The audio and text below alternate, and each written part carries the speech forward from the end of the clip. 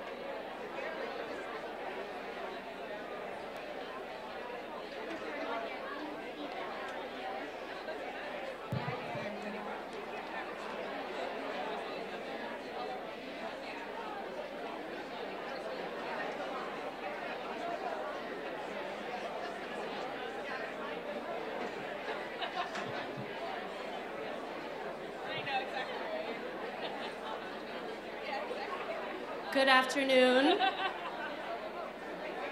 I'm going to try that again. Good afternoon. One more time. Good afternoon. Thank you. If you go ahead and get seated, we're going to go ahead and get started in just one moment.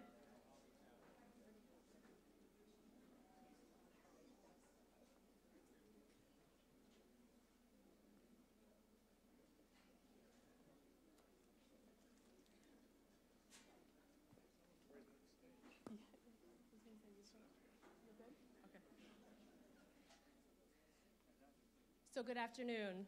My name is Diane Vu with the Office of Community Partnerships, and I would like to welcome you to our listening session here in Takoma Park with County Executive-Elect Marc Elrich.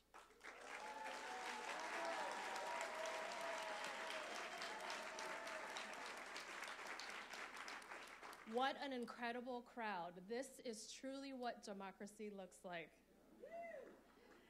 This is our fourth listening session. Well, it should be our fifth, but we had to cancel our first one in Potomac due to inclement weather. We are in the process of rescheduling that. And we are also looking at adding a session in Bethesda as well.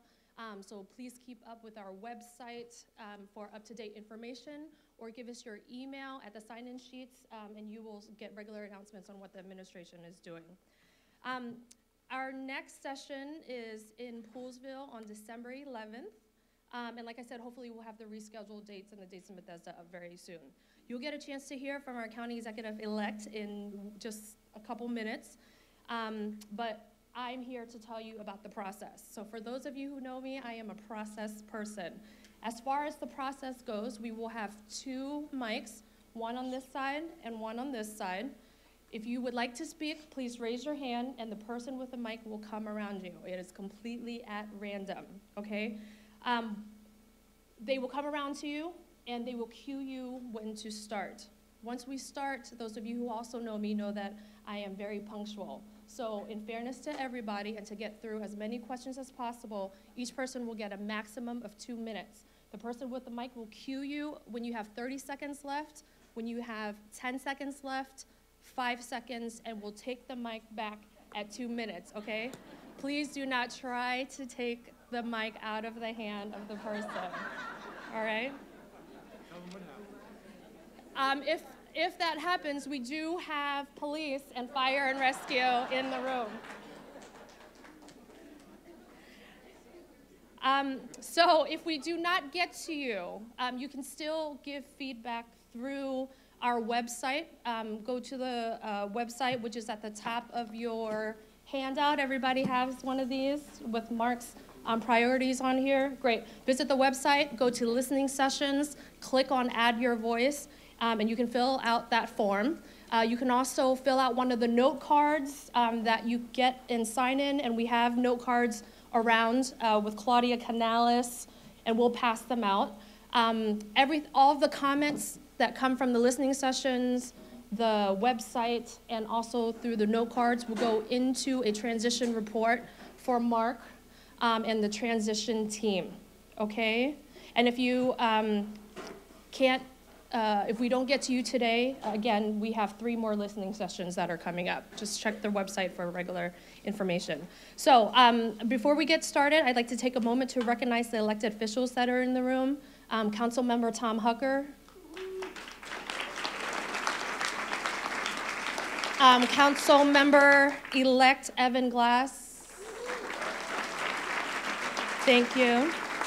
And then I would just also like to take a moment to recognize Bruce Adams, who just retired yesterday after 12 years as the Director of Office of Community Partnerships, standing in the back of the room.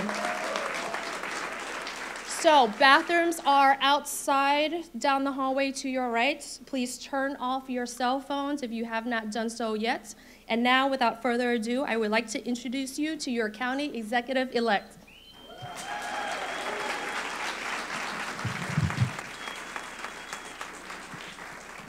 So this is a place I don't need a lot of introduction. I know a lot of people in this room, and it's kind of nice being home. This is, I've lived here since somewhere around 1980, not very far from here. So this is close and personal to me, and I served on the council here for 19 years. So I'm well familiar with, local issues, and I kind of cut my teeth in learning, Silver Spring and broader issues by being a Takoma Park council member. So I felt like I was well trained, and I always knew this to be the most activist community. I never understood, the council. Just a little background. When I was on the council in Takoma Park, we had like no time limits on how long people could speak. You could speak on every item on the agenda. So you could come up in the beginning of the meeting, give your speech, and then anytime there was an item you wanted to talk about, you could talk. And for the first few years, our meetings went sometimes to 1 or 2 o'clock in the morning. And when I got to the council, I discovered that, our evening public hearings are ending at 9:30 and maybe 10 on a, bad day. And I'm like, why are we in such a hurry about all this? But I developed a pretty high tolerance for staying late and listening to people because I thought it was pretty valuable. I'm going to listen to your questions. If I can answer a question, I'll give you an answer. If I have not a clue, I'll either make it up completely, which you'll be able to figure out I'm doing. Now, what I'll do is our staff will take a note, and then we'll get back to you. But I'll try to at least give you an answer to the extent that I can answer a question. And if you don't get all your questions asked, you can write if you don't get them all asked, you can write them down, and we'll take the questions, and we'll make an effort to get back to everybody who's having questions. This is I guess I have 3 more of the listening sessions to go, and the transition team has finished most of its work. There'll be, I guess, a report that comes out, and if anybody wonders what the transition was, because I've had a lot of comments on it, they basically looked at the 7 objectives that we set, and we were looking for comments from the people on the team on our objectives and the measurements. So some people thought that the team was setting all new ground and was setting policy for the county, and that wasn't their role. We wanted feedback on some of the primary issues that we'd identified. So with that, let's start taking questions. Good afternoon, Mark. Your first question is to your right, all the way in the back. Okay. Hi, I'm Michael O'Hora, and I want to congratulate you, Rosemary Hodges, and I worked, like everybody else in this room, to assure your election. So it's a great honor to live in a town where democracy lives. As a comment, I hope that your administration will begin to take back control of the zoning process. It's out of control. But what I'd like to talk to you about today is some of the air pollution in the county. As you know, the contract for the incinerator will close in 21, and for us to transition, to have a realistic transition, chance to transition from the burning policy that we have today to a non-burning policy, it's going to take a huge collaboration of education, of talking to people about how to separate their food from their waste, how to deploy the logistics of that, how to do this in a timely manner, because 2021 is really right up on us. So as you know, I'm sure that if we were able to get rid of the incinerator, if we were able to get rid of the coal burning plant in Dickerson, that we would take care of the second largest source of air pollution in the county. So thank you again, and I'm grateful for your being here today. Thank you. So a couple of things. I testified on the renewal of the coal plant's permit because I would like to see the plant shut down, but at a minimum I want it to be required to fall under the latest requirements that came out of the Obama administration rather than to continue to operate as it's done now. I want to shut the incinerator down too. And so our goal is we have to have a place to put stuff though. I mean, if all of you will just promise not to do any trash, that would be one thing. But you know, we've got to deal with the trash issue. We have, right now we are sending to the landfill about 30% by weight of the trash we collect, and that's going to the landfill in the form of ash from the incinerator. And so we don't have to get to zero right away, but my first goal would be not to send to a landfill any more by weight than what we're sending now. So I agree, you know, one big strategy is to look at food waste and then to turn the food waste into a product. So it's not just a cost, but it's actually something we can, you know, make some money on to offset the cost. And then we're going to have to look at other programs like more aggressive recycling, and particularly in commercial properties and in apartment buildings, which are places which have pretty much been left out of the mix. But I'm committed to getting there, and the committee will get slightly different direction from me than it had when the committee was created. And so there will be an adjustment of focus, because that's one thing I get to determine. Mark, over on your left. Good afternoon. My name is Naomi Nim. I represent the Takoma Park Mobilization Immigration Committee. And I am the granddaughter of immigrants who fled pogroms in Lithuania and Russia. I have a commitment to making sure this country keeps our doors open to immigrants and uphold civil rights and humane practices for people seeking safety, shelter, and the possibility of a peaceful life.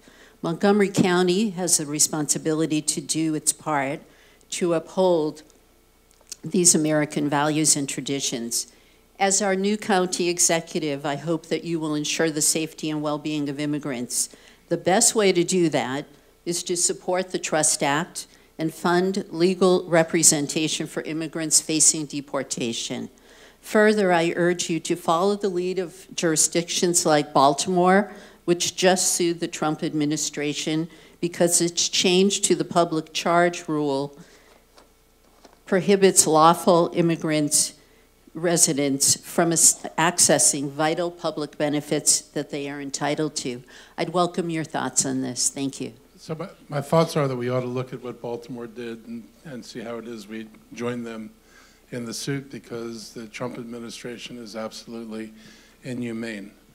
And, you know, in the immortal words of Bruce Springsteen, no retreat, no surrender from, you know, where this county's been. We are not going to go backwards. We're going to continue to do the things we've done before.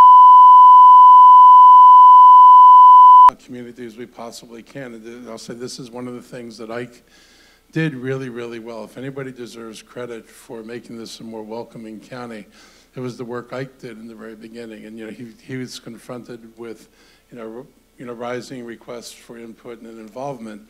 And he's, you know, sort of famous for saying, you know, if the table's not big enough, we'll make the table bigger. So he made a bigger table. And we're going to keep the bigger table. We're going to make sure that we continue the policies we have.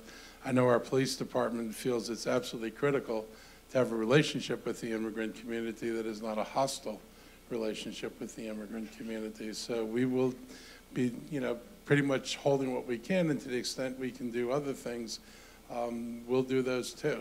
But you should feel comfortable that nothing will change and we're not going to take any steps backward.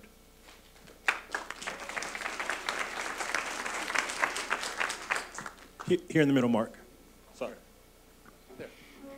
Oops, sorry. Good afternoon. My name is Nazneen Saifi. I'm a resident of Silver Spring, and I'm also the Executive Director of the Asian Pacific American Legal Resource Center.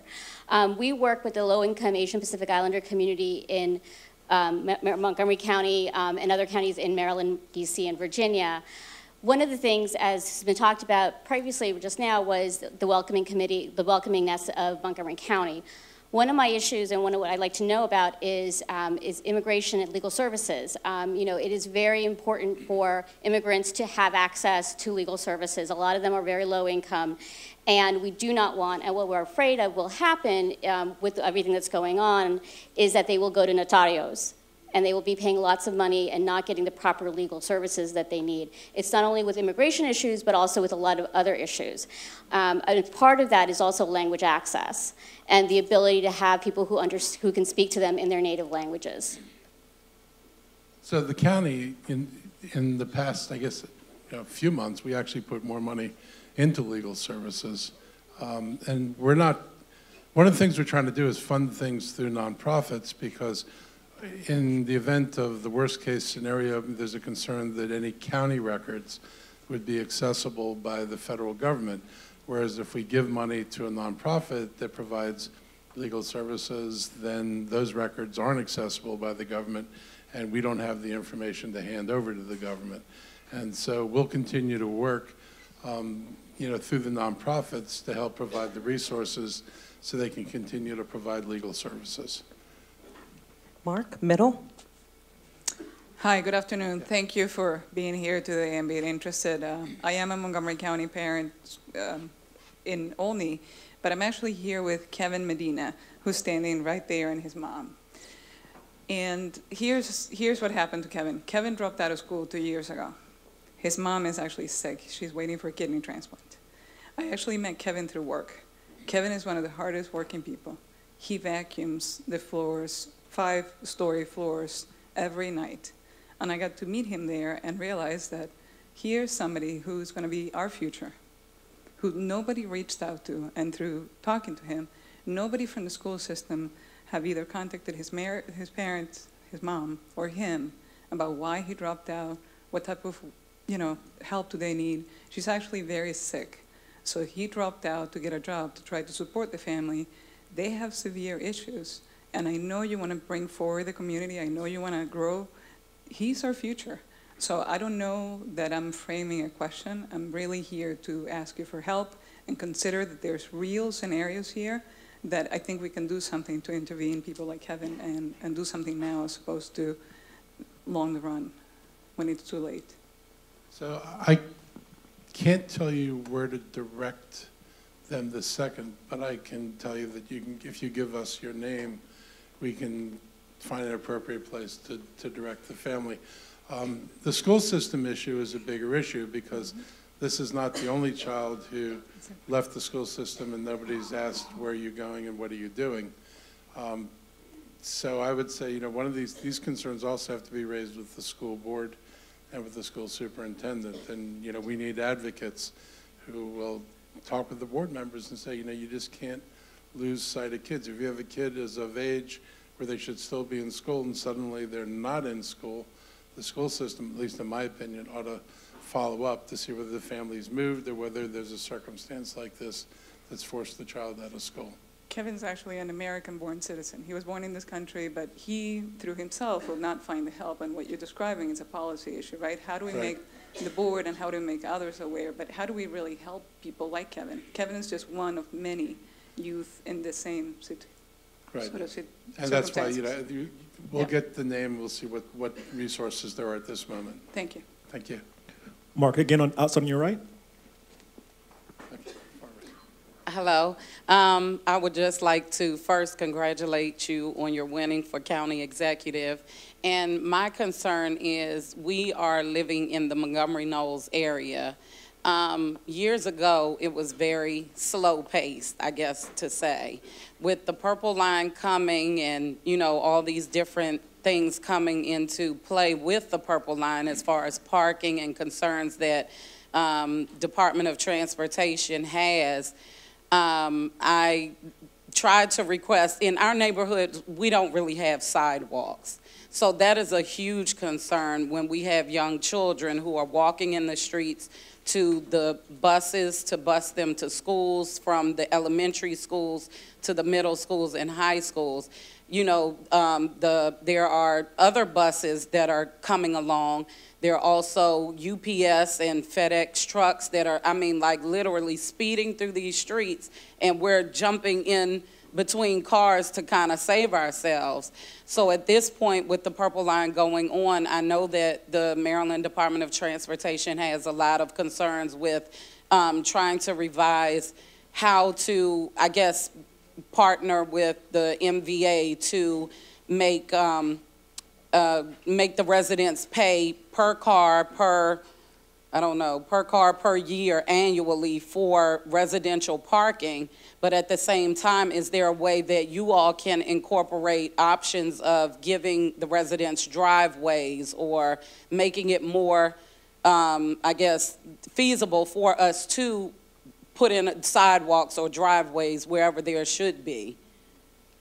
So your question is, has got several layers to it. One is, we've got a Vision Zero policy, which is pedestrian safety, and we've got safe routes to school policies.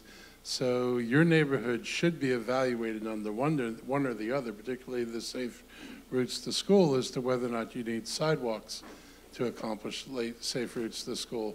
There's also a process for getting sidewalks, which is not going to be quick, because our backlog on construction is decades. I have one here. Okay. And we've been told that we were, that they will come out to evaluate. They've evaluated. They've put one on the top of our street, but at the same time, they are, there are arborists that come out that say trees are still good. They're not. They're dead, and they've proved that. So it's just a thing of we've been told that, everybody in the neighborhood has to agree to the sidewalk, which if it's county property, then why do they need to agree when it's a safety issue for children? So I don't know the right-of-ways in your neighborhood, but we'll get your name and find out what the issues are and be able to follow up with you. And I guess so she's taking a name back there, Claudia, so if you can get her information, that would be a good thing. Mark, middle aisle, right here. Hi, Mark. Steve Shapiro here. Congratulations. Three things, and I don't necessarily want answers now. Okay. One is the deer policy. There is none, and it's time for leadership to tackle that. Two, I also have lived here since 1980. And in recent years, I've seen traffic get worse monthly. Even the police don't necessarily enforce the no parking, no stopping in certain places, including east-west, going west on Colesville, blocking one lane. Sometimes it takes 15, 20 minutes, not always, but there needs to be, the police are good in many, many ways, but on this enforcement, they're not so great. Third, on development, Ike Leggett at a town hall, you might have been there 25 years ago, said they made a mistake in the council where they had a chance to veto development in Howard County. As a result of them not doing that here in Montgomery, traffic along Colesville Road has just increased tremendously. And I am seeing, again, traffic here getting worse month by month by month.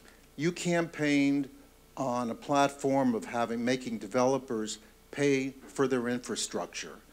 And I would suggest that instead of that stance, it's time to ask given communities whether they want a given development or not, rather than just allow developers to have to pay. Thank you. You're in a very difficult world of land use, and vetoes over people's rights to zoning just because you don't want it is different than requiring zoning and development to conform to traffic and school capacity issues. So what I want to see is actual standards that are realistic, that we don't we don't play games of school capacity, and we don't pretend like we'll solve the problem when we get to it, which is not what we're doing, and that we don't continue to erode the traffic standards in the county, because every time something fails, in the 12 years I've been on the council, we just redefine failure so that failure is success. And then nothing's failing, and then what am I upset about?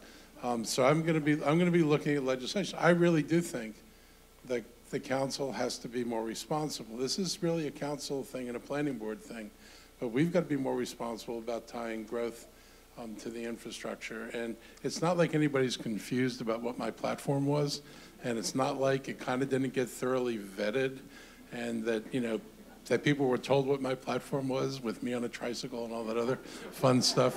So I think voters sent a pretty strong message that they're tired of things not matching. And, you know, we've gone in schools, we've got a backlog now that's climbed to $1.6 billion. And I remember when Blair Ewing and I were campaigning, I think 16 years ago, and we were talking about the horrible $500 million backlog in the school system. Well, horrible has gotten worse. And so I will be looking at legislation to address those things, because I think we have to. Howard County traffic and other traffic on major thoroughfares that comes from outside Montgomery County, we cannot do anything about. And so it's there, but you know what I've proposed on 29 is bus rapid transit, and Howard County is actually interested in running it as far as Ellicott City, and that could have a significant effect on the number of vehicles that truck down 29. I'm supporting the reversible lanes on I-270 and bus rapid transit, both the Quarter Cities project and a different project on 355 to help unload the corridors on the west side of the county. So I'm going to put forward proposals that try to deal with the problem, and it's going to be up, you know, to the council to support it, and it's going to be up to me to figure out how to pay for it. But I have ideas about that. I mean, I'm looking at what they do in Virginia, and you know, I got to say one thing that's different about Montgomery County and Virginia is the Virginia, for all its horrible reputation, makes developers pay for infrastructure in ways we do not. And I repeated this over and over on the campaign trail. If you develop, the shorthand is, if you develop in Tyson's Corner, your tax is $1.66. You develop in Montgomery County, your tax is 99 cents. Do not tell me that Montgomery County is this horrible taxing burden on the development industry compared to Northern Virginia. It's simply not true. And don't let anybody tell you otherwise. Mark, in the middle. Yeah. Hi, Mr. Elrich. I am an intern at the Pan Asian Volunteer Health Clinic. We provide health care for low-income county residents without health insurance. Currently, our patients verify their eligibility at the clinic on their first visit. They provide us proof of their county residence and their low-income proof, and then if they qualify, they can see a doctor right away. The County Department of Health and Human Services wants to change this process. The proposed new process will require patients to go to the county office every year to verify their eligibility before they can come to see a doctor.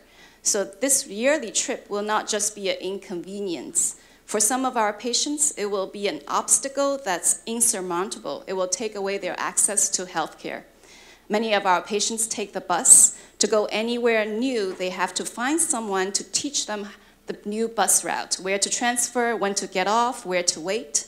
It's also hard to make the extra time to go to the office. Lots of them have jobs with very little flexibility or security. Taking time off to go wait at a government office where the lines can be all day, it could mean losing their job. For some patients, especially the seniors, they need to find someone to take them. Some of our most vulnerable patients are also afraid to interact with the government.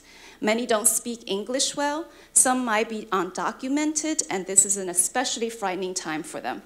Our staff has the cultural sensitivity to deal with them, and our clinic is a safe place for them to access health care. Please don't force sick people to go see the government before they can see a doctor.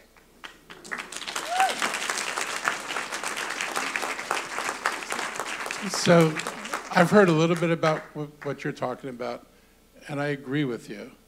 I know, one of the things they're trying to do is to make sure that people who are eligible for government programs actually take the eligibility rather than relying on county programs. But I do not understand why that cannot be done at the local clinic level. And I will have discussions with the people who are thinking about this, and they'll know what I think. Mike. Good afternoon, thank you. My name is Tanya Bowie, and I'm with my colleague, Britt Hogue. We are commissioners for the Montgomery County Commission for Women, and we congratulate you on being elected as our next county executive.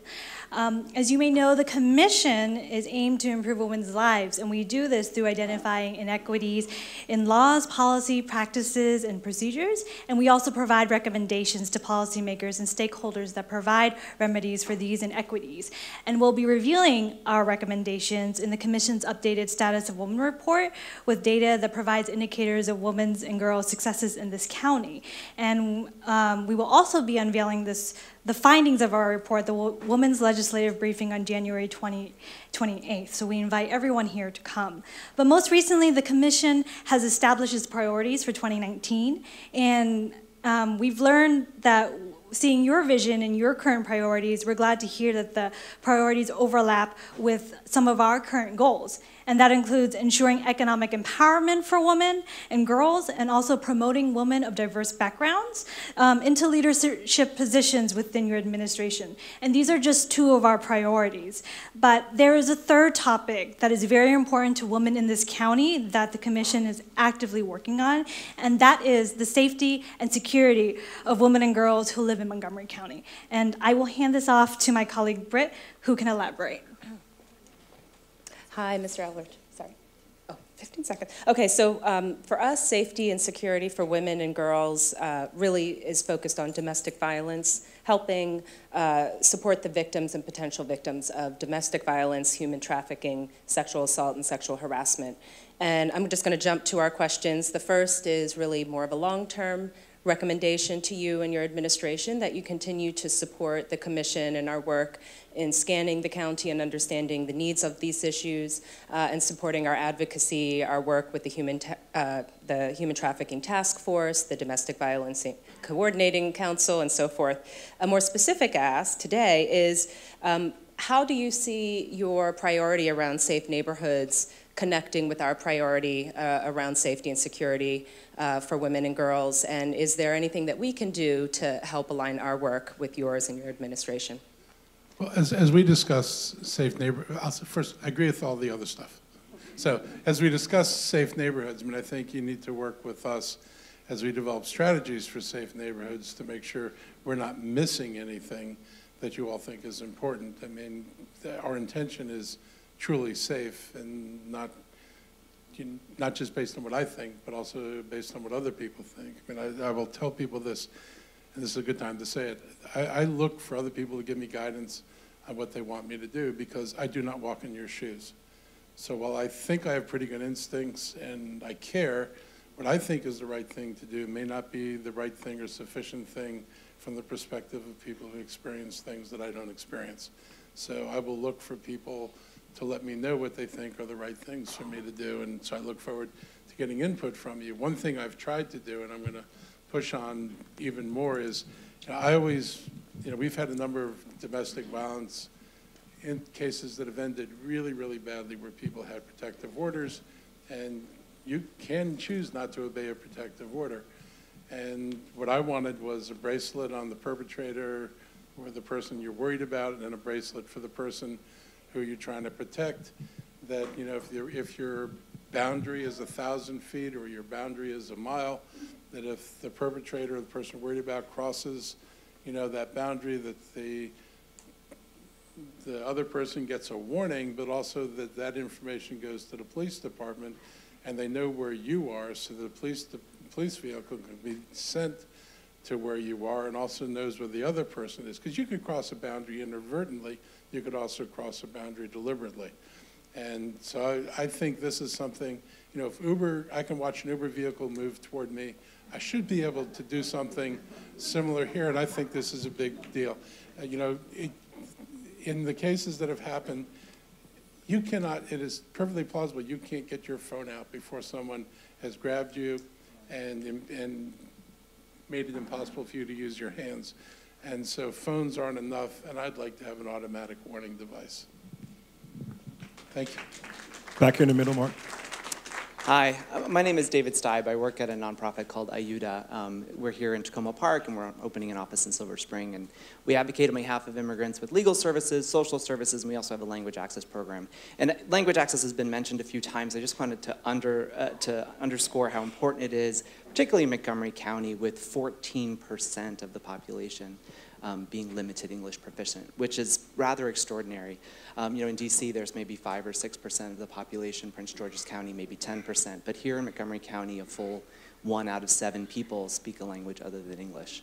And there's also about 23,000 deaf or hard of hearing individuals, according to census, that may need interpretation to access government services. So, and I think that language access is something that behooves all of us. We can't have a functioning society unless people can interact. The housing code is pointless if the tenants can't actually speak to someone when there are housing code violations. And if you're seeking help from a domestic violence situation, you can't get that help if there's a language barrier that can't be overcome. So I want to commend the county for having its own executive order on language access from 2010. And I want to encourage the county to invest more in making that a reality with regard to interpretation, document translation, because those things cost money, particularly if you do them right, and just staffing language access coordinators throughout the county and making sure that there are people whose job it is to ensure that everyone can participate. Those are good suggestions, and I agree about trying to figure out how to expand access to that. It is a big deal, and I know from being a school teacher that I can turn a document into any language I want, but a lot of the parents aren't literate in the language, so I might as well send the thing home in Martian. If you can't read it, it doesn't do you any good. So we need to think about how do you deal with people who both have language, don't speak English, but also don't read either English or their native language. We've got to be able to bridge that gap as well. Middle left, Mark, back. Okay. Hi, Mark. I'm Nancy Nickel, a longtime supporter. So glad you were elected. We've sent money. We had yard signs, and our yard signs faced Silver Spring Intermediate Park. And that's why I'm here to ask you to save our park. Some soccer folks approached Hans Reimer and asked him to turn our park into a soccer field. And Park and Planning, they did put up a sign, they did send out postcards. We went to a meeting and they had these 4 options and they were pretty wild. And then they had another meeting and there was a town hall poll and it looked like the 4th, the most destructive option, had the most votes, but it was like 40 people. And it looks like they're going to move forward with this crazy thing and spend $3 million to do massive destruction of this tiny little neighborhood park, and really the only thing they should be doing is replacing the retaining wall and replacing the trees that have died and maybe planting a couple more. I don't really understand Park and Planning's process very well. I think they're supposed to look at a park every 40 years or something, but it just seems crazy. These parks are fragile. They're very few and far between, and there shouldn't be any changes unless they really have to be done. And to say, oh, we're going to come in and we're going to do all this paving, we're going to do this, we're going to do that, and it's because people want a soccer field. Well, there's limited land. People should be looking at empty retail spaces and creating an indoor soccer facility. I don't know if I've got an empty retail space big enough for indoor soccer, but I'm sensitive to the issue of turning a general park that's available to a whole neighborhood into a single-use facility that then becomes available to the number of soccer players you can put on a field at any time. I'm willing to look at that, but I haven't seen the plans. I don't know what the options are, so you're going to have to get me some information and educate me on this. We will. Down in the front, Mark. Okay. Thank you. Mark, sorry I can't stand for long, so I have to sit in your presence. Anyway. No one has to stand in my presence. You can call me Mark. Okay. So, anyway, your victory is a long time coming. Congratulations. Hope this doesn't get penalized my time. Anyway, well, I want to talk to you about nozzles. What kind of nozzles? Nozzles. Well, okay, buses have big fuel tanks, and when you have hundreds of them to be refueled, you have to fuel them in high pressure. So, did you know that nozzles for refueling buses is not standardized? They vary not only by make, but as a model. If one of the things breaks, it's a whole new procurement to get a replacement nozzle. And this is the transit industry that you think is the future. They can't even standardize their nozzles for refueling the vehicles. So, other questions. There are two things that WMATA could do. They already have enough money for their operating budget. One is easy, one's more complicated. But basically, they've got the money that they need already if they did some quick changes. I can talk to you more, it'd be 2 minutes about those. Also, Palo Alto, California, cut traffic congestion by 9 to 20% at the cost of a couple of $1,000s. So we could be doing something similar here. What cost a couple of $1,000s? An app. What? It was a smartphone app, yep. Okay. And the people who did it are available for consulting on that. But so the thing is, a way of harnessing new technologies to deal with some of the issues and problems we've got, that we need to become more innovative and more thinking in terms of how we can use these kinds of things to solve our problems instead of trying to put the same old solutions. So anyway, if you're interested, I'm available to talk. More than 2 minutes, too. Yeah. So look, I'm interested generally in what technology can do. We should have synchronized our signals a long time ago, but the money was never put in the budget.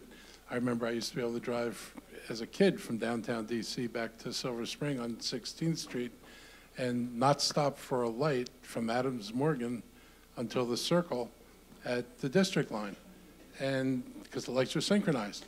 And somehow, long before they had computers, they figured out how to synchronize things. And yet we can't do that today. So I do think there are things we could do that would make things easier and better. I think technology has a role. I don't think Palo Alto, in terms of congestion and massive, the problems we have is the same thing. And Palo Alto, the little I've seen of Palo Alto, actually has a grid of roads, and that's something that Montgomery County doesn't have. The number one thing that leads to paralysis in Montgomery County is the lack of a grid road system. You have no parallels and perpendiculars, so your only north-south roads are 270, 355, Connecticut Avenue, only as far as Georgia Avenue, Georgia Avenue, University Boulevard, only as far as Wheaton, and that's your north-south roads in Montgomery County. And your east-west roads are 410, Veers Mill Road. You can loop around between Players Mill and Strathmore for a little ways. There's not a whole lot. So other jurisdictions were built on a grid system. You can go to Los Angeles, stay off the freeway, and use the grid to move around outside of congestion. You can't do that here. So we've got problems that are harder to solve because the people who planned Montgomery County, I don't know what they were thinking. Mark? Over here. Hello. Yeah. My name is Mike Wallace. I'm going to talk about Montgomery County Public Libraries. Montgomery County Public Libraries provide invaluable services and resources to members of the community. For the past year and a half, it's been managed by an interim director. My question is, how soon do you think you'll be able to appoint a permanent director for our Montgomery County Public Libraries? We're doing a search, and as soon as we get the right answer from the search, we'll appoint. We know that leaving departments for a long period of time with interim directors is not helpful, and it's going to complicate my putting together a budget. Fortunately, this interim's been there long enough that it'll be useful to draw on her expertise. But we're trying to close these as soon as we can, but we're also doing searches because we want to make sure that we bring in and, have looked at the best talent we can bring in. Mark, back here in the middle.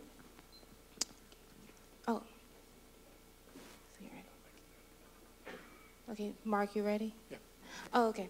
I live in Clarksburg off of the 270. No Lexus lanes, please. I don't even support widening the 270. An alternative solution would be making the ICC 200 free during rush hour, like from 3 to 6. So,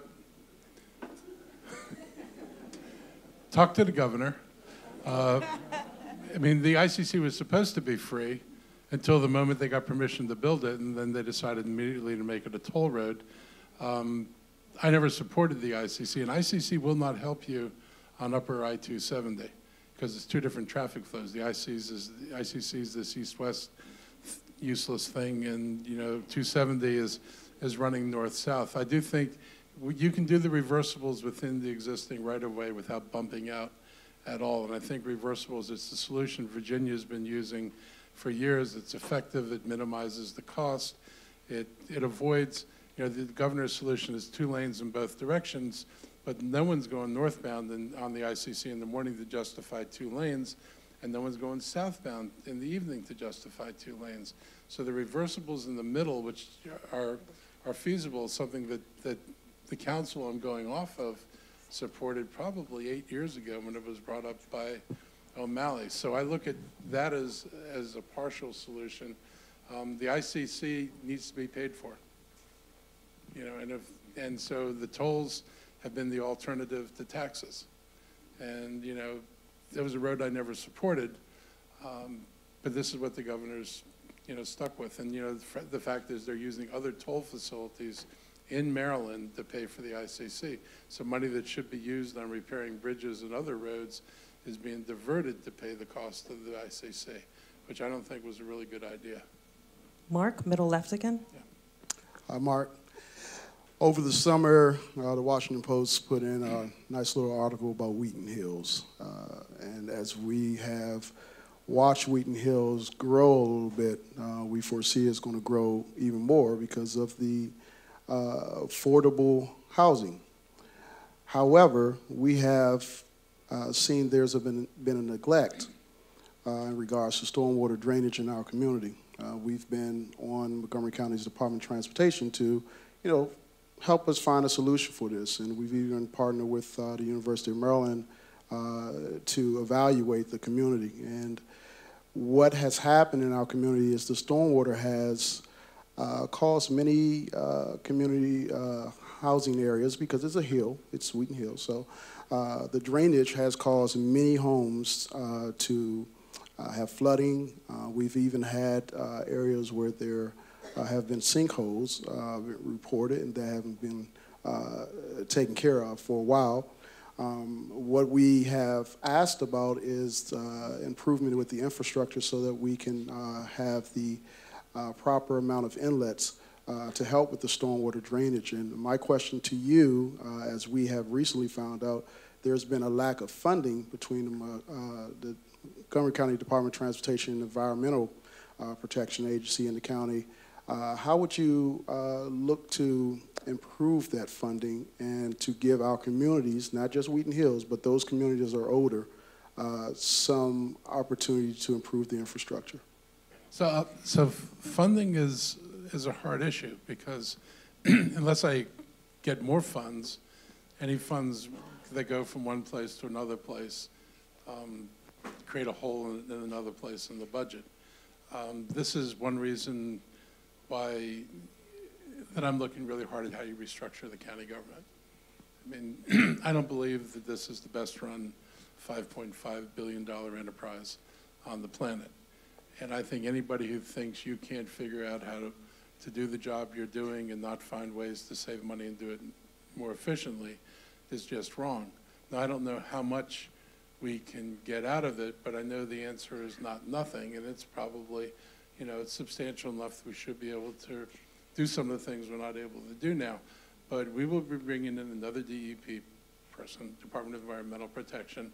I'm very interested in dealing with the stormwater issue. I've said before, I don't think we should take the minimalist approach of how much should we do in order to meet the permit requirements, because this is an environmental problem, and so we should do as much as we can do within our budget capacity.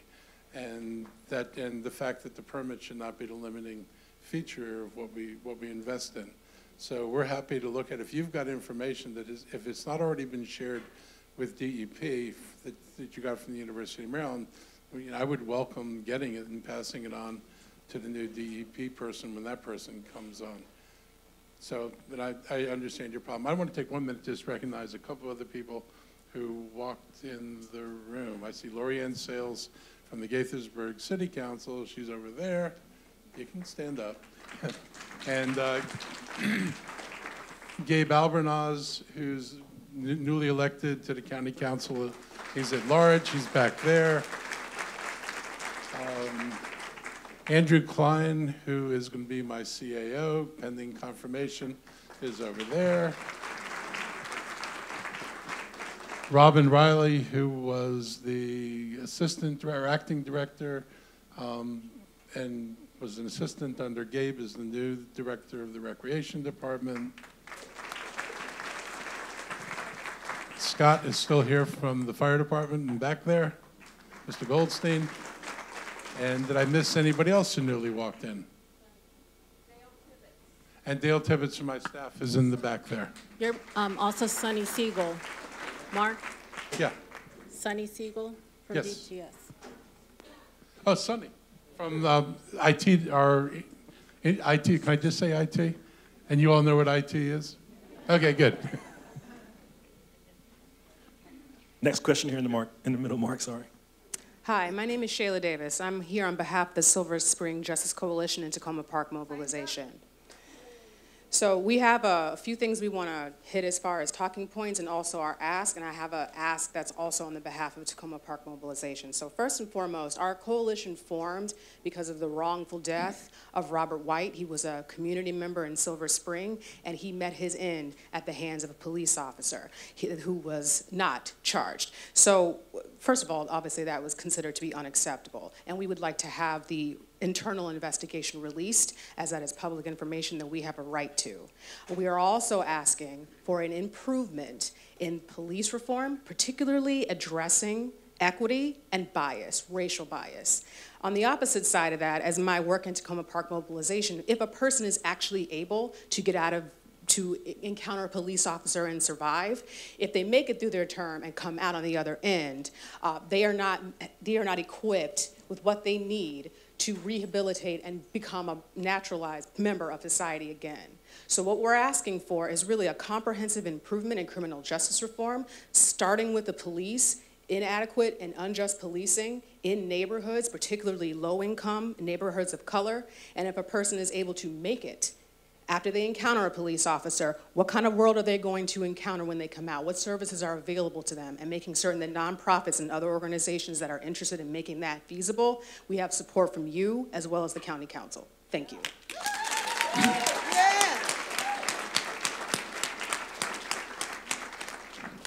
So, as somebody who had to watch the tape of that shooting repeatedly, I feel there are things that could have been done differently. I think we need to improve our training. And one of the things that I thought most of, is how this all started. And I think there needs to be a sensitivity to, you just can't assume that a person has done something wrong because they walk away when a police car pulls up, because if I was a young black male or a black male period, I might walk away. And frankly, when I was younger and a police car pulled up, I walked away, and I'm not black. So that's, I think that we need to improve our training. We could discuss what happened at length, but I think, I think everybody agrees it was tragic, and I will say, I honestly don't feel the officer was looking to shoot anybody, because if he wanted to, he had 2 times when he was actually attacked when he could have, and he chose not to. So I think this is a really complicated case, but I do think that bias training is important, and we have to do a better job of it. What happens when you come out? Montgomery County has probably one of the best correctional facilities in the country, and we actually do active job training in the facility. People get resumes written there. They get training there. When you go to the pre-release center, which is in Rockville. People in the pre-release center go off and work jobs while they're finishing the rest of their sentence. And they actually have employers who call in and say, do you have employees? And the employees actually get paid. They're not asking for, as in some southern prison systems, do you have anybody who you can put out here and work for nothing? These are people who go out and they earn a pay and they get jobs, and often they get to stay in the jobs afterwards. We try, and I am totally interested in expanding opportunities for people when they leave the prison system. One of the things that fascinated me was in Cleveland, I think it's the Commonwealth Group, Commonwealth Foundation, out of the University of Maryland. They worked a program at the Cleveland Clinic. They worked with people who came out of prison. They set up a laundry. The laundry does all the laundry for the Cleveland Clinic. It's a cooperative. It's a really cool program, and it provided jobs for people. They've got a greenhouse program in Cleveland where they grow 1 million heads of lettuce. They go to restaurants and they go to grocery stores. I want to do things like that here. I want to figure out how can I create job opportunities for people so they can get into the workforce and develop the skills they need and the sense of being able to be successful. It does no good to send people with no skills back on the streets in the same neighborhoods, knowing they're not going to get work very easily and then expect the story to come out differently. And I did sponsor the ban the box legislation in Montgomery County because we wanted to make sure that no one gets bumped out of an interview, or no one never gets an interview because they have to check a box on a job application that says, have you ever been convicted? So I'm interested in this. I think we have more we can do on the social justice issue. I will say, our police, we don't have a reputation for violence, and we have not had a reputation for large amounts of disruption. This is not like some other states. I know there are people who feel, and I know nobody's perfect. And our police chief has said repeatedly that he hires from the human race, and we know there are officers who have different perspectives on things, but we are trying to train people, and I'm impressed at the effort the police make to train people to act differently and to come onto the force and look at their roles differently. And we certainly have to train. And and we're going to continue to. I mean, you can't look at what happened with Mr. White. You can't look at what happened the other day with the other individual and not look at that and feel that there's no need for training. We've solved the problem. We have not solved the problem, and we need to be vigilant, and we need to train people. And I think we're going to continue to do that. Mark, far left, right, left. Yeah. Hi, my name is Christine Hong. I'm the Director of Homeless Services with Interfaith Works. We have a center in downtown Silver Spring that serves the homeless. And first, I just wanted to say that we are so thankful to law enforcement for your support of our work there. But I would say that crisis intervention training has been essential to handling some of the most difficult situations with compassion and sensitivity. So that's just the first thing I wanted to state. But also, I also want to thank you, Mark, and all the county council members for supporting our county and housing 400 of the most vulnerable and chronically homeless individuals over the last 3 years. It's really an extraordinary accomplishment, and we are so thankful for that support. And at our Silver Spring Center, where we serve the street homeless, we have 3 programs there. One, which is a day program that allows us to do outreach to the street program, but we also have vocational services for employment, and then permanent housing on the 4th floor. And we're also partners with Shepherd's Table, who provides meals on the 1st floor, and Mobile Med, who provides basic medical services. It's a model program, it's a model center here in Montgomery County, but there are 2 problems with this center that I want to bring to your attention, and which we've written a letter with other neighbors and businesses in Silver Spring. One is security. We do not have 24-hour security in this building, and we have residents living on the 4th floor. And what happens with that is individuals sneak into the building and twice, 2 of my staff members on different occasions have been assaulted. And what I would say is when there's inadequate staffing and inadequate security, a building like this becomes dangerous because we have 21 individuals living on the 4th floor. We serve over 100 every day in the meal program and in a day program, and so security is essential. We have a letter before you, and I want to ask you what you would do to get a supplementary budget approved for the security we need there. So after Monday, I've read the letter. We'll figure out and sit down with the folks there, but also with the police department to figure out what we need for additional security. It doesn't necessarily have to be done by the police. We do security in other ways sometimes, but we definitely need to do something on the security issue. And more generally, one of the things I want to change is our policy where we accept the fact that for about 8 months of the year or 7 months of the year, it's okay for people to sleep outside. And I'm going to work very hard to provide more shelter, not shelter space, but I'm looking for small livable units that we can provide people so no one has to sleep outside. I mean, we know that a lot of these people, that you've got chronic issues, but you've got people who, if they had some help and assistance, they would not have to endure homelessness. And so there's a housing first approach, which I really believe in. And I'll say that, you know, for a lot of folks, they may be hard to reach, but if we provide housing, we have the opportunity to reach them every day. And they may choose to walk away, but if we can provide services and one day somebody stops and says, you know, I need help or I want to talk to you, that would give us an opportunity to do more than we're able to do right now. And for people who have medical issues, who need to get checkups and things, sleeping in the woods 7 months a year or indoor stoops is not a very adequate situation. So I will be working on how to produce more housing in that area.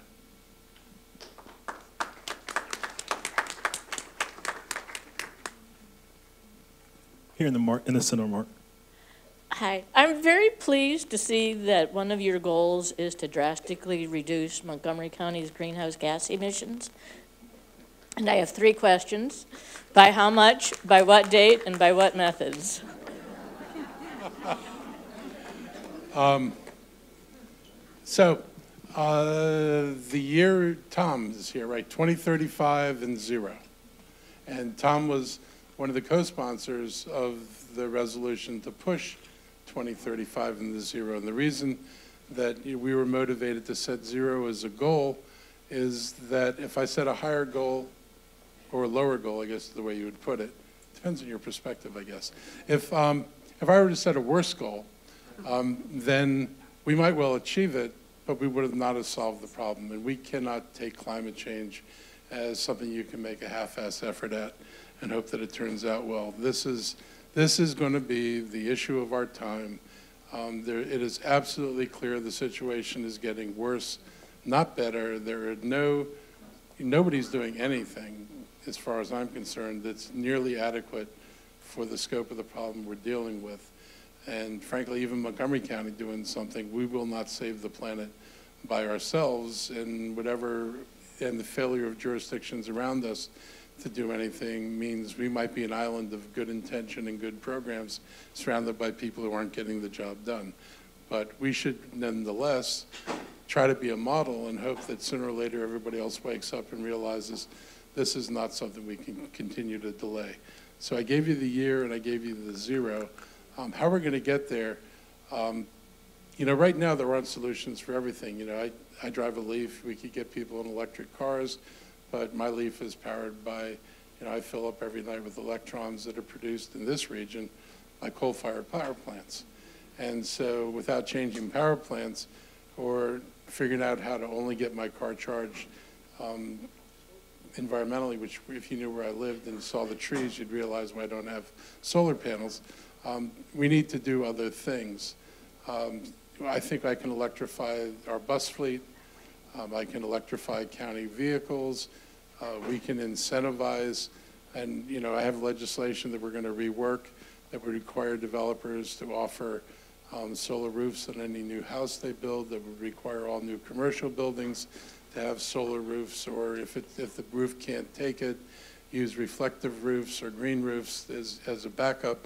But we need to require more than we require. I'm going to look anxiously what they're doing in California, where they're actually requiring that the roofs be solar, not just simply requiring that you're offered a solar alternative. Frankly, I don't know why we don't do that, but it would take votes to do that, and I imagine there'd be some people who don't want us to go there. And I think the real challenge is the larger buildings, which don't have footprints on the roof large enough to generate enough electricity to meet the electrical needs. So you're going to need some technological innovations. So I read voraciously science magazines. I just read an article about breaking hydrogen using earth materials that aren't exotics, but are actually plentiful, and breaking water into hydrogen, oxygen, and liberating an electron is, I guess, the holy grail of producing electricity. So I'm interested in all this, and some of these things will come online, no doubt, over the next, 17 years. But I will work to do everything I possibly can in the interim to move Montgomery County as far as we can, and we have a massive education campaign to do. But I will say, as I go around the county, and I've lived here since 1960, I see more solar panels every day. And I see them in clusters. You see one house go up, and they probably tell their neighbors how much they were able to cut their electrical use. And then you see the houses on either side. And I'm hoping that, the people in this community become ambassadors for this, that the people who have done this on their own roofs, let their neighbors know what the benefit's been, so that they actually spread the word, because there's no better, I think, advertisement for doing this than your neighbor telling you what happened on their house. The government can write all the pamphlets and commercials I want, but I think talking to human beings who's actually done something is probably more influential. So I hope that people become ambassadors for this. Okay, so it's just quick announcement. Process-wise, we have about 25 minutes left. Again, if we cannot get to your question, Claudia Canales, Claudia, raise your hand. Yes, has note cards, and then you can also, again, visit the website and give feedback that way, or attend one of our other listening sessions. I'd just like to quickly shout out Sean Ellis from our office, who has been working the mic, Jennifer Mata, who's also been working the mic, who is a citizenship volunteer in our office, and Joanna Antoine, who is the Caribbean liaison in our office, who is taking notes. Thank you. Mark, far left. Hi, congratulations. As you know, communities of faith provide tremendous services and solve some of these social challenges, at the very least mitigate some of them.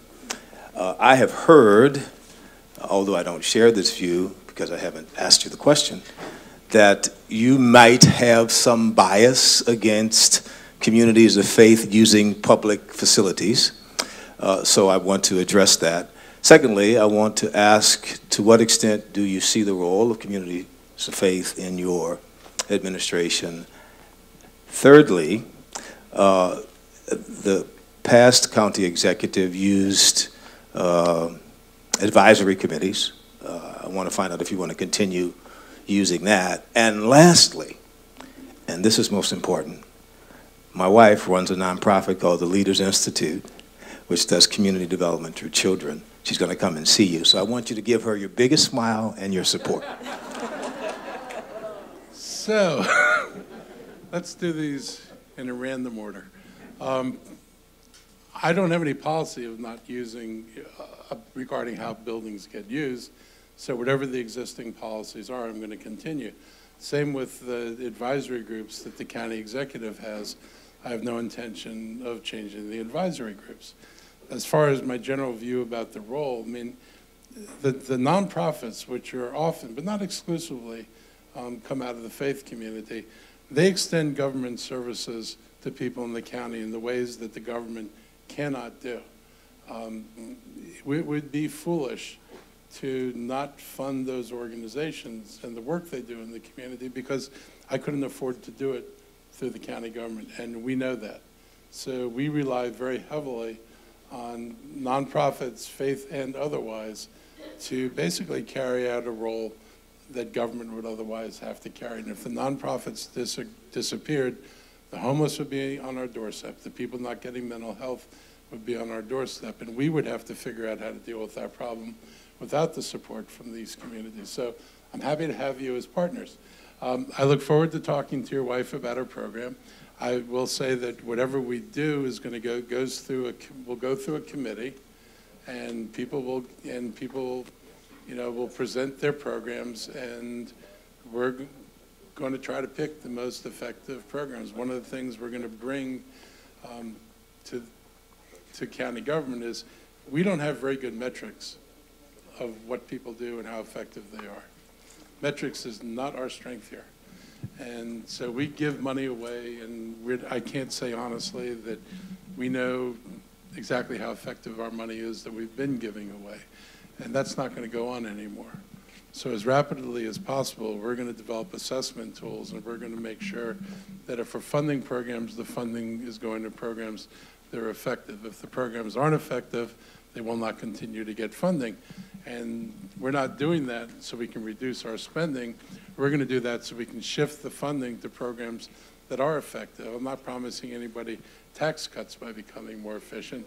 I'm trying to meet the needs in this community that are growing and that I won't be able to address unless I figure out better ways of using the resources that we have now. You give me $5.5 billion to work with, I should be able to do a better job with it.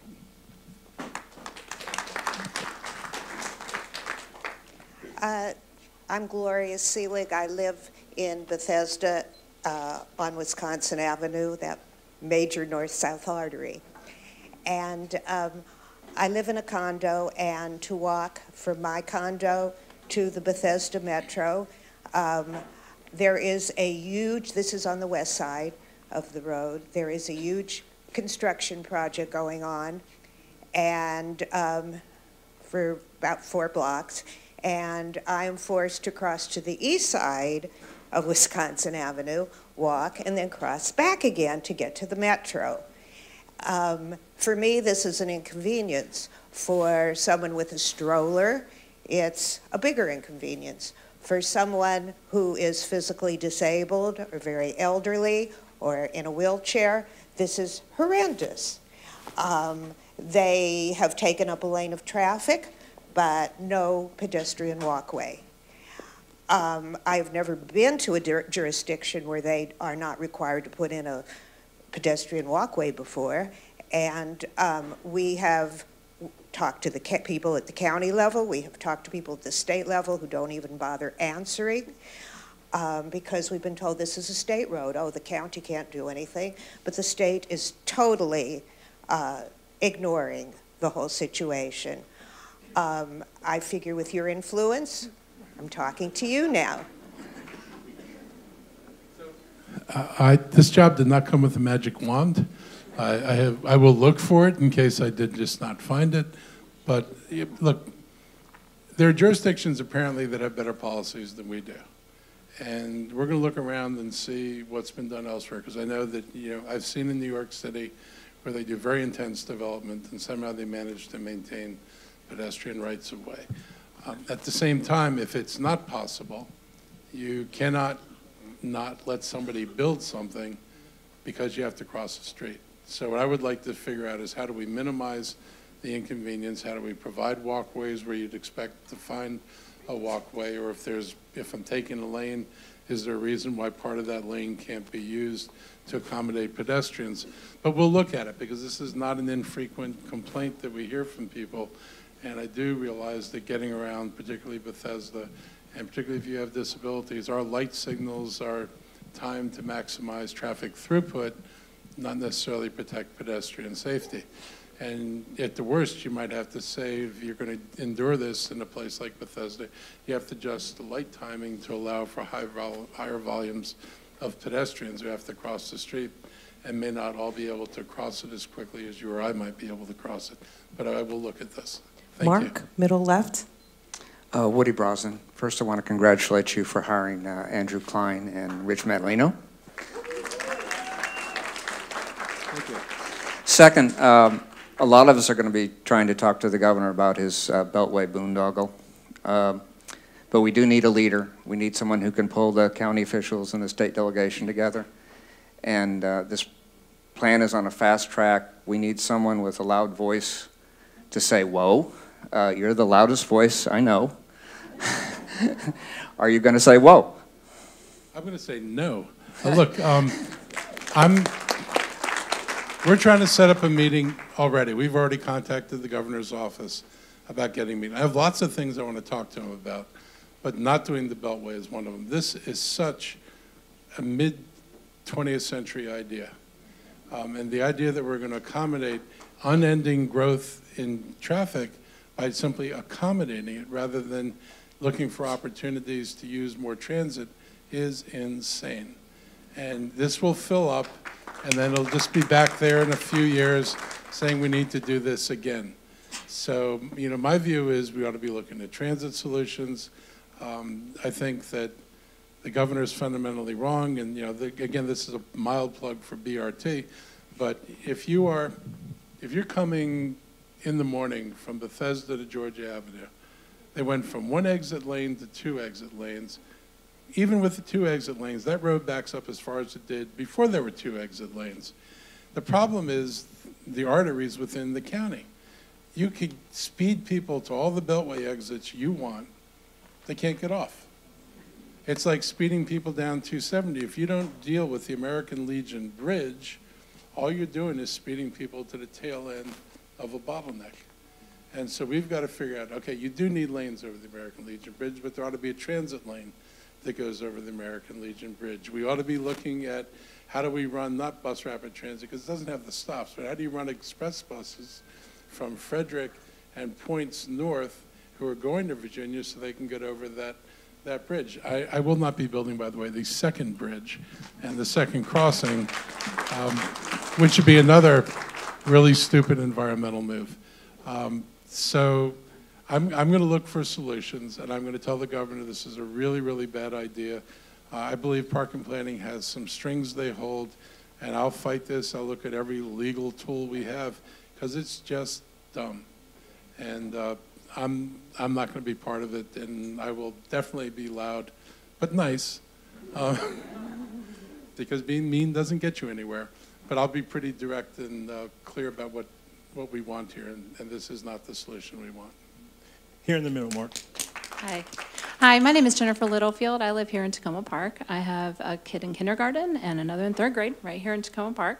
And I was really thrilled to see your election given your experience as a school teacher and in education and your promise to close the opportunity gap. So I know that you know the statistic that less than half of kids in Montgomery County are meeting reading standards. Related to that, 1 out of 5 kids are dyslexic. Despite this fact, these are very, very related, and that translates to about 30,000 kids just in Montgomery County alone. Despite this, we are not doing universal screening, and we are not providing the legally required evidence-based interventions for kids with dyslexia. Parents like myself have been going to the Montgomery County Public Schools, the Board of Education, and we're really not getting a response. We've been going to County Council, and they answer similar to what you said earlier, hey, go to Montgomery County and talk to Board of Education, but it's like talking to a brick wall. And the County Council is giving Montgomery County Public Education billions of dollars every year for their budget without a lot of questions and transparency. And so I'm asking, if you really want to close the opportunity gap and help kids, they have to know how to read. And if they're not reading by 3rd grade, you know all the outcomes. I don't have to tell you. So please, please, I'm asking your office to see this as an issue and help us, because we're not making progress in these other areas. Thank you for your response.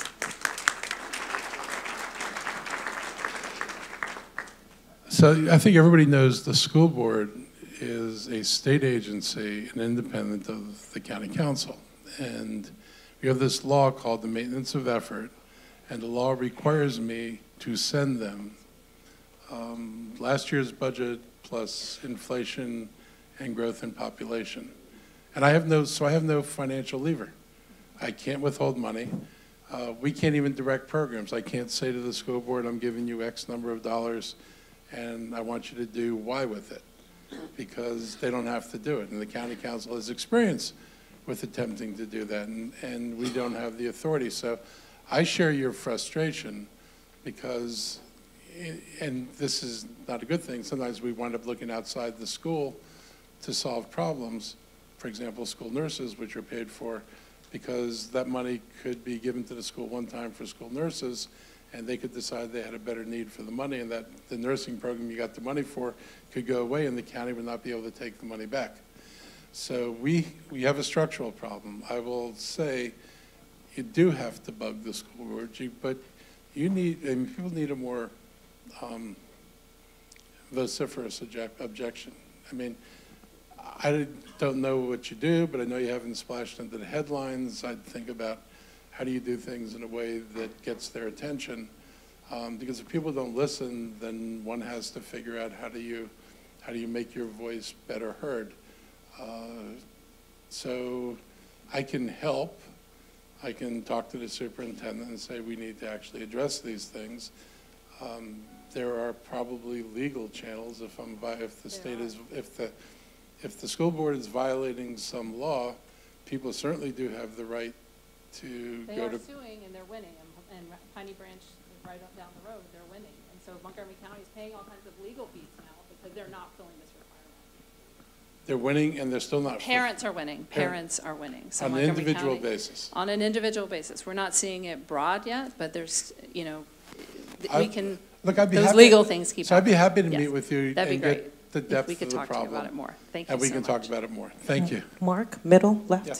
Hi, I'm Tracy Vandenbroek. I'm the East Silver Spring Civic Association corresponding secretary. I want to echo Christine Hong's request for the $180,000 for 24/7 security at Progress Place.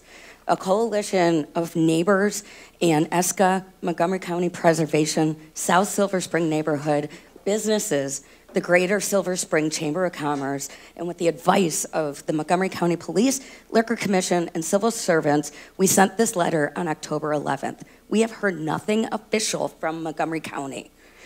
We, as Mr. Elrich, we are a group of internal and external supporters that support Progress Place and for what they provide our community. We need Progress Place to be a safe environment for everyone, those that are being served, those that serve, and the community at large. This sum is $180,000. That's peanuts compared to the $5.5 billion budget that we have. This can be measured as well by a reduction of violent acts, reduction of police calls. And personally, as a neighbor coming out of that coalition, I'm actually troubled by the cynicism of moving Progress Place to Georgia Avenue without the proper amount of security for making room for luxury apartments.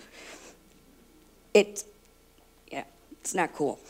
I implore you to provide these funds for Progress Place now and not wait for another budget cycle. This is a place that serves the most vulnerable, and those people that serve them and my neighbors are in harm's way. So I'd like to know where the 180,000, who did the estimate and what it's based on. Definitely. So I know whether. It was actually submitted to the budget cycle for last year and it was rejected. Okay. So there's a study from Progress Place requesting that $180,000. So could you send my office that study? Definitely. Okay, so I'm interested in the study. But Progress Place was always back there. And it was in a dilapidated, miserable building that had no units in it. And so it simply moved a few hundred feet. So it wasn't put there. And the original plan was to put it off of Fenton and in the neighborhood over there. We got a lot of money from the developer to build it because I thought they'd be incentivized to produce a better looking building if it was next to their luxury apartments. So I actually walked back with the DGS director when they were looking at sites, and I said, how about back here behind the police station rather than across the street? So I take some responsibility for that, but all I did was move it, and I got a better looking building. But they need security. So let me address the security, and we'll look at that, because I agree it's a problem, and I'm hearing about it from numerous people. Okay, Mark, here in the middle. Hello, I'm Robert Vega. I'm in the Sligo Hills Park area, and live near Robert White. and I've been there over 40 years. I was offended by what you responded to about Robert White, and I want you to clarify it. You almost implied that the officer had 3 times to shoot him, and the 3rd time was the charm. I know you didn't mean that, but the way it came across. No, look, I didn't mean it that way. I know you did, that if but I think you have to be sensitive to your audience. Half of your county is minority. Of the 1 million people, 500,000 are minority. A Gallup poll in 2017 said most minority communities don't trust police. 30% in black communities, 45% in Hispanic communities. We got to build trust in communities with police. And the Silver Spring Justice Coalition really is trying to build that model of a community-based model, not the current model we have, where the authority only lies in police. And for the record, training does not improve this problem. Public Health has come out recently, as of 2 weeks ago, saying that violence by police, it should be a public health issue because it's unreported. And the only way you can correct it is by having correct data, A. B, it also recommends that we, government localities, review police policies that create disproportionate violence against specific populations. We did a review process. And the last one, it says, government needs to allocate funds from law enforcement to community-based programs who are trying to solve the problem. Law enforcement can't solve it. You have to fund the community. And I'm asking you to look at your funding and look at, is it allocated to those people trying to solve the problem in the community? And can we get community-based model? So,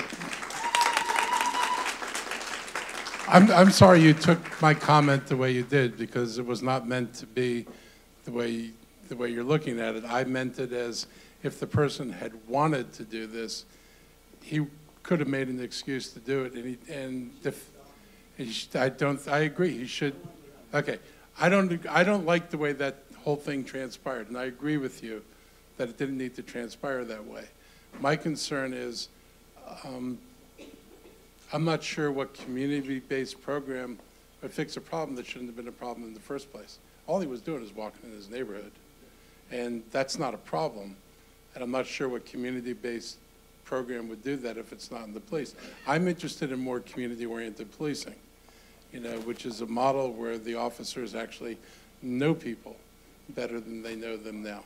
And our officers have very large beats, which makes it impossible for them to spend the time in communities. And one of the things I want to look at is how do we do a better job of getting officers into the community so they know who's in the community, they're familiar with people, and they're not just people who drive by and occasionally stop.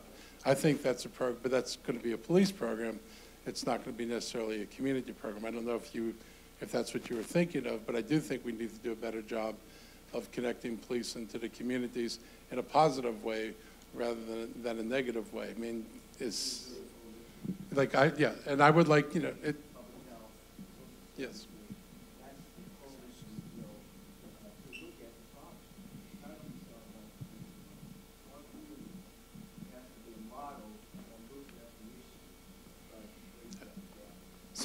So I'm interested in working on that because I don't want these things to persist, and there needs to be changes.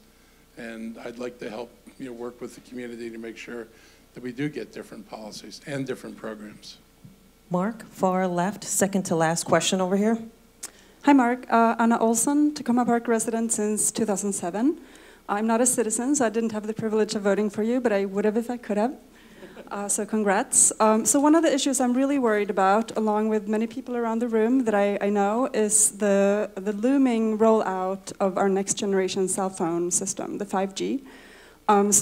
Presumably we're going to see these small cell antennas placed every 3 to 10 houses all through our communities, emitting radiation 24/7 into our homes, our schools, that many scientific studies have proven harmful. What do you intend to do as county executive to help promote zoning laws and other legislation that will put citizens' safety first before the interests of big telecom corporations? So we're a little bit handicapped because the federal government prohibits us from making any decision based on public health because they've said that's off limits to local governments. And so I can't even discuss in the making of legislation that I'm doing this for health reasons, because if I say that in the process of doing the legislating, then a court will throw it out because we've made it on the basis of something we're not allowed to consider. So I'm supposed to not know what I know. That's a problem. We were able to not pass a bill at the end of this session because some of us thought, and Stiff Tom's still here, he was a major force in making sure that we got to 4 votes, and then we got our surprise 5th vote. Politics is wonderful. And so we were able to thwart the bill that was going through. But we need to do something, because if we don't, we may well get preempted by the federal government, because they would like to take this away from local governments, period. The ability to charge fees, the ability to have siting requirements, the ability to have design requirements. If the industry had its way, we would have none of those things. And so we're trying to come up with something. I've talked to folks in the industry, and they want to talk to me. And I kind of said, I'll meet with you, but I don't want ABS. I read the journals. I know, when you read what the industry actually says, they said these things can be 2,000 feet apart. They don't need to be every 3 to 5 or 10 houses. Now the counties, the greatest need for this has been, in terms of volume or functioning of the cell system, has been in urban areas where we have really, really high uses and business uses where cell service deteriorates. And the county went along with allowing them in the CR zones. But we've kept them out of the neighborhood so far. And if you look at deployment around the country, you'll find that oftentimes they're only deployed in the business districts, but the suburban neighborhoods don't have the towers. And according to the industry, they're going to continue 4G. I don't know if you guys know what service is on your phone, but it pops up at the top and it says 4G or 4G LTE, which you're still being exposed to because 4G has a longer range and a wider disbursement pattern. So people are getting that every day anyway. But the 5G stuff hasn't been tested. The county, we joined the suit that is asking the FCC to not make any decisions until they do safety studies. They had promised before they would implement 5G that there would be safety studies. There are no safety studies that have been done by them. And so rather than argue we're not doing this because it's unsafe, we're arguing we don't want to do this because you haven't proven it's safe because you've refused to do the studies. That seemed to be the legal ground that we could go forward on. So, Tom, I don't know if you want to add anything to that, but that's sort of where we are right now.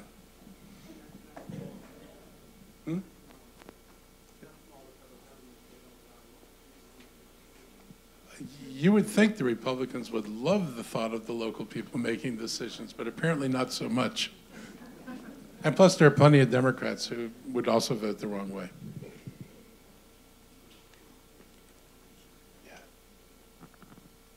Okay. The first of our 2 last questions on this side. Okay, Anna pretty much asked my question, but one part of it that I would like to ask is, this 5G thing is no joke, and there is science that's coming out every 2 or 3 weeks. The federal government isn't doing the testing, but scientists are doing the testing that's telling us that this stuff is lethal and there are impacts to our health. Right now, I have a choice. I run a business from home. My computer is wired. Believe it or not, I use my landline and an answering machine. However, and it works, okay? However, with the 5G cell towers, I'm not going to have a choice. If I walk out of my house, I'm just not going to have a choice. So my question is, I know there's a gag order coming from the federal government in terms of what you guys can do. I know that technically you can get sued, supposedly, or whatever, but I'm saying, what can we as citizens do, those of us who are woke, those of us who are aware, how can we help you in this fight? So at the local level, we need citizens throughout the state to write to their representatives in Annapolis and ask them not to preempt any local legislation, because there's going to be pressure at Annapolis to pass a law in Annapolis that would preempt local jurisdictions. And it's supported by pretty powerful people in the legislature. So we could use citizens writing, and not just, if you have friends in other counties, writing to their delegates and senators saying, we don't want any preemptive legislation. That's the most useful thing you can do, plus writing your congressmen and senators from the state of Maryland, so that if there's any hope of doing things at the federal level, at least you have some allies at the federal level. But that's the most effective thing you can do. We're expecting possible legislation in the session coming up. And that's why we're looking at what we can do to preempt them doing a preemption. Mark, far left, last question. Hi, I'm Danielle Blocker. I grew up and still live in Silver Spring. And first, I'd like to congratulate you on the election and say it's great that there are so many people in this room and that all of the listening sessions and other things have been so full. I may be one of the youngest people in this room. I'm 24. And so a lot of my friends and peers are really concerned about a lot of different things happening in the county and have a lot of issues, right? And so my question to you is, how will you ensure that the younger residents of this county know about the things that are happening like this, but are also engaged in that you're getting our input?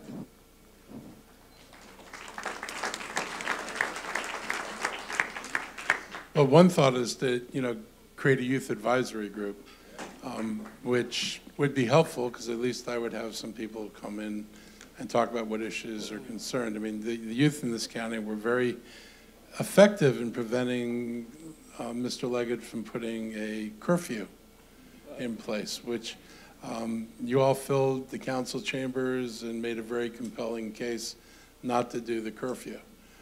So that was a good thing. So, I mean, you all can be powerful. And when the high school students come out and come once a year to a listening session that the council does, that's also pretty powerful, because we don't often hear from the voices. And like this last session, the biggest issue we heard repeatedly was bullying in schools.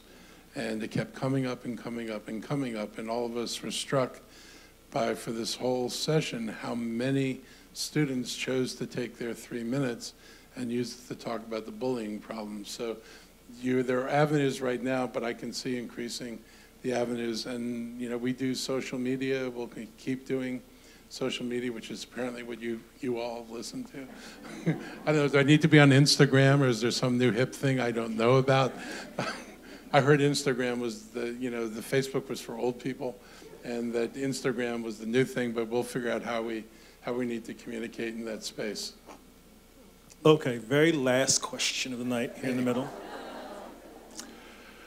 Good afternoon, Mark. Matt Losak, Montgomery County Renters Alliance. I want to say congratulations on behalf of the nearly 40% of Montgomery County who now live in rental housing, who not only want to congratulate you, but express their incredible relief that a renter champion has become county executive.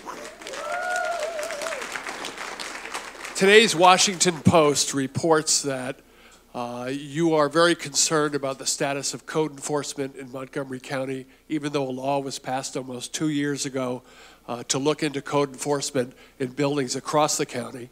So I'd like to get your comment on that.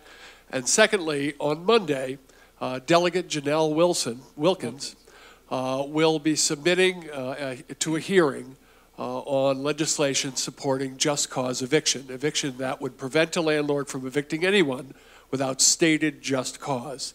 Can you give us an idea about where you're going to go in your administration in terms of code enforcement, renter stability, renters' rights, housing affordability, and do you support just cause eviction law? Yeah. So I do support just cause eviction. Just cause eviction means that a person who rents would have basically the same kind of security that those of us who own homes have. I mean, as long as you pay your mortgage, you stay in your house, right? I mean, as long as you're meeting your financial obligation, you've got the security of being there. Tenants don't have that. And tenants who call the housing department or ask for inspections are often become evicted. And under the current law, you don't have to give a cause for eviction. You can just say, within 60 days of the end of your release, you just say, I'm not releasing to you. And we know that, and this has happened, I was a council member in Takoma Park a long time, and it was standard practice to take tenant leaders and give them eviction notices before the end of their leases. And all you got to do is evict one person and make a statement, and everybody else gets the message. If you call the code enforcement, then I'll find a way to take you out. So this is really important legislation at the state level. I plan on supporting it. I will ask, when it comes before the council, we'll be asked to take, or before the county, we'll be asked to take a position. I can tell you now the county executive's position is yes, and I will support the legislation, and I will hopefully go down there and be able to testify in support of it. On the broader question of what we do about affordable housing and tenants' rights in the county, I think we made major progress on the legislation that was passed. It took me 2 years to get through the committee because it wasn't terribly friendly to what we were trying to do. And the housing director was not friendly to what we were trying to do. So hopefully we can look at some of the things that we're missing and try to put little things back in that help a little bit with protection, a little bit with communication, so that the bill's a little bit better than it is now. I do support rent stabilization. It's going to be a challenge to get the council to support it. I have never in 12 years had anybody in the council who would step up, but you know, I keep telling people that we are losing more affordable housing than we can create.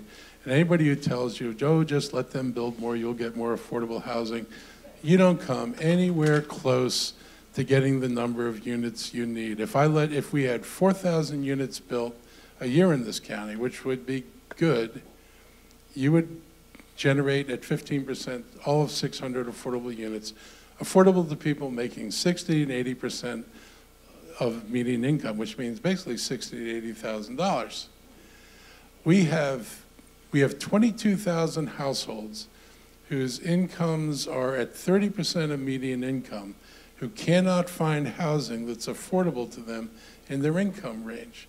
So if we continue to watch the evaporation of existing affordable housing, it doesn't physically evaporate, just the rents go to the point when they're not affordable. If you get a hot condo market, then they disappear because they get converted to condo buildings. When I got elected, right before the crash, there were 8,000 county units on the list for condo conversion. And then the economy wrecked that. But if that had happened, that was like more than a decade's production of MPDU units that could have been lost in a year or two. Arlington County lost almost all of their affordable housing units to affordability after 2000, and Rob Goldman from Montgomery Housing Partnership says Montgomery County has lost well more than 35,000 housing units to affordability since the turn of the century. That's amazing. And you're not going to solve this problem by letting developers build more and then creaming off 15% of the units. Plus, 80% of what's being built in Montgomery County is one-bedroom apartments. So there's no family housing.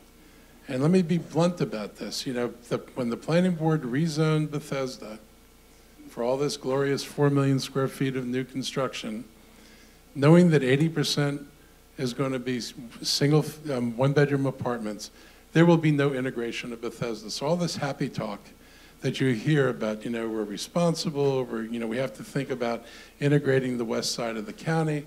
As long as you don't require family units, You won't get family units. If you don't require family units, you will not integrate the west side of the county. The rule is 80% of the units have to be the same mix of what you're building. So if your general building is 80% one bedroom, then 80% of what's new is going to be one bedroom. We need a different approach. We need to think, we need to think long term. We have not been willing to think long term. We just passed a bunch of MPDU legislation that really doesn't do much actually to increase the number of units that'll be produced. It's all smoke and mirrors. So people have to be vigilant. But if you all want to be concerned about affordable housing, you have to get engaged because people tell a good story. The developers are there, we're building these units. When you start adding up the number of units they're building, it's like a hill of beans. And it doesn't amount to enough to even remotely deal with the problem we face. So we're not dealing with what exists today. We know that the future projections for who's moving into the county indicate the number of people will be more skewed, for example, to the lower end of the income spectrum than the higher end of the income spectrum. So we're not dealing with future needs, let alone dealing with current needs. So I invite people, pay attention, read between the lines, think of, do your own analysis, start adding up what people tell you they're producing and think about what the need is, and don't be hoodwinked into thinking we're doing great, wonderful things on affordable housing, because we're really not. We're better than most places. That's not a bad thing to be better than most places, but if you measure us against what the need is in this county, we're not there. We're not close to, and code enforcement, that changes on Tuesday. The housing director is gone. Tom and I were laughing. This is pathetic. We made very clear legislation saying that they had to prioritize the buildings. And our understanding was the oldest buildings first and the biggest complexes first, because that's where the affordable housing is concentrated and that's where the neglected housing is concentrated. Instead, they go off looking at single-family homes, which is not our major problem. They say they still can't make a list. I can make a list. I could close my eyes, not go anywhere in this county, and I can make a list of what needs to be inspected and where we need to go. So the acting director is going to get a set of instructions. I've got to figure out how this is going to work. But I want changes in the code enforcement, and I want them now, not later. It is not right to have people living with rats and mice in their babies' beds. I'm not going to tolerate it. I don't think the people on the council are going to tolerate it. We sent a very clear message. Apparently that wasn't understood. I'm not going to give anybody the latitude that previously occurred. This is something we know we can deal with if we're willing to go out there and do the inspections right. And this also falls, frankly, on the inspectors. How you can walk into a room and not see a wall of mold, because it has a distinctive brown, gray, black color. And how you can not see that is just beyond belief. And so inspectors are going to know that they're expected to actually find what's there. And most landlords are not a problem. So I'm not going to put this on everybody. There are plenty of landlords who maintain their buildings and do what they're supposed to do. But we've got people who are real problems. And so we're going to focus on the people who are real problems. And when they get their act together, then they can go get off of annual inspections, which is the other grievous thing I want you to understand about our inspection regime. Flower Branch Apartments, where the explosion occurred, we thought they were going to get 100% inspections every year until the buildings were good. They inspected 20%, Tom? How many violations? Over 500 in 20% of the unions. You would have thought that the housing director would have said, perhaps you should inspect the other 80% of the units. Under the code, the only units that would get fixed would be the 20% that were inspected. So you would knowingly know that you had a building with major violations, not all of them are serious, but 500 or more is a lot, and that you don't fix, you're going to fix those, But other 80% of the units, which are likely to have the very same problems, we get no attention whatsoever. And that cannot go on. So there will be changes. This is one thing a county executive absolutely can do. So look. Great, so. I just want to thank everybody. This is great. We stayed a little bit longer than we had planned. This Takoma Park tradition, I guess. But look, thank you all for coming out. Feel free to contact me. I look forward to working with all of you.